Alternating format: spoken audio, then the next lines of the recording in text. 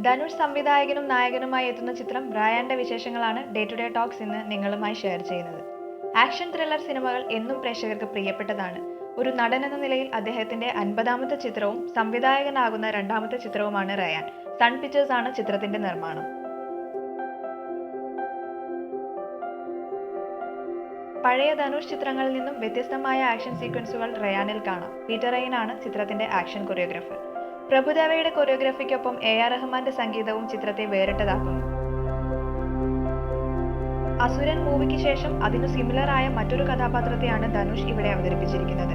ഏറ്റവും മികച്ച രീതിയിൽ തന്നെയാണ് ചിത്രത്തിന്റെ ബാക്ക്ഗ്രൗണ്ട് സ്കോർ ചെയ്തിരിക്കുന്നത്. സിനിമാറ്റോഗ്രഫി എടുത്തു പറയേണ്ട ഒന്ന് തന്നെയാണ്. ഹോളിവുഡ് സിനിമകളോട് സിമിലറായ ഒരു മേക്കിംഗ് പാറ്റേൺ ആണ് റയാനിൽ കാണാൻ കഴിയുന്നത്. ചിത്രത്തിന്റെ കഥ നടക്കുന്ന തെരുവുകളും മറ്റു പശ്ചാത്തലങ്ങളും ഒരുക്കിയിരിക്കുന്ന രീതി വളരെ വ്യത്യസ്തമാണ്.